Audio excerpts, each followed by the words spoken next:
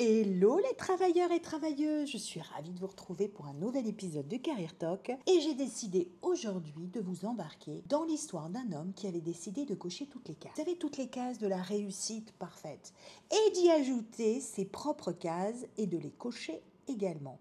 Ali Abdaal, médecin, entrepreneur, youtubeur, un explorateur du sens. Mais avant de devenir tout ça, c'était juste un bon élève. Un très bon élève, peut-être même un peu trop. Alors, pour Ali, l'équation était super simple.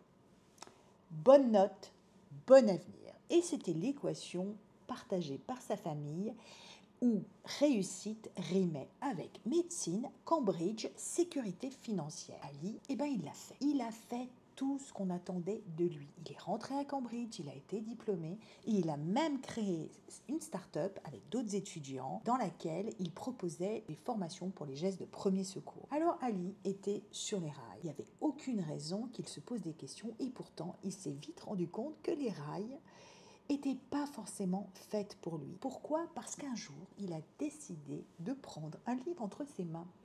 La semaine de 4 heures de Tim Ferriss. Et là, tout a basculé.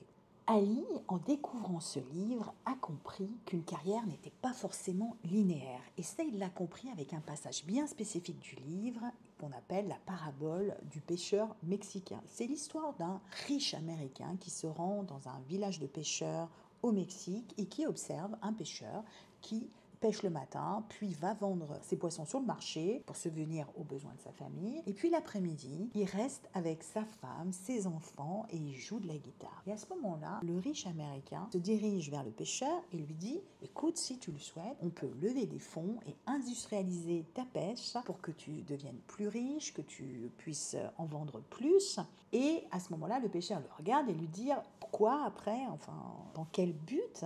Il lui dit, comme ça, dans 30 ans, tu pourras avoir plein d'argent pour ta famille. Et le pêcheur lui dit, oui, mais dans 30 ans, je serai dans un village de pêcheurs. Et dans 30 ans, je pêcherai le matin et l'après-midi, je passerai du temps avec ma femme et mes enfants et je jouerai de la guitare le soir. Mais pourquoi passer 30 ans pour finalement faire ce que je fais déjà aujourd'hui ? Et cette histoire-là, qui est assez symbolique, a eu un effet d'électrochoc dans la tête d'Ali qui s'est dit, mais en fait, si je poursuis en médecine, je vais peut-être devenir un grand professeur. Et alors, ce temps-là, je ne l'aurais pas passé avec ma famille. C'est peut-être le rêve général, le rêve que tout le monde a en tête, mais c'est peut-être pas le mien. Et là, Ali commence à se poser de vraies questions existentielles et ça lui fait repenser au moment où dans ses études, à chaque fois qu'il rencontrait un médecin, il lui posait la question, écoute, si tu gagnais au loto, est-ce que tu continuerais à exercer la médecine ? Dans son échantillon, qui était quand même au travers de ses différentes années de médecine, il s'était rendu compte qu'il y avait plus de la moitié qui disait, ah non, moi j'arrêterais. Et il y avait l'autre moitié qui disait, moi j'aimerais bien à temps partiel si je gagnais au loto, seulement. Mais personne, aucun médecin qui l'avait interrogé ne lui avait dit, ça changerait rien, je continuerai à exercer la médecine. Et ça l'avait vraiment frappé. Il s'est dit, il se passe quelque chose là. Je suis en train de me battre pour avoir une carrière que tous celles et ceux qui l'ont déjà, finalement veulent fuir. Et là arrive la pandémie. Donc Ali se retrouve en pause. En même temps, sa chaîne YouTube sur la productivité commence à exploser et la start-up qu'il a créée avec d'autres youtubeurs, elle passe de 3 employés à 12 employés et c'est aussi incroyable. Et en même temps, il se pose la question, que j'ai envie de retourner en médecine ? Sincèrement, non, ça ne me manque pas. Et là, il commence à s'interroger, mais comment je vais dire à ma mère, écoute maman, je vais pas être médecin, qui normalement inspire un grand respect dès que vous dites ce que vous faites, je vais plutôt être youtubeur, où là, on te renvoie plutôt, influenceur.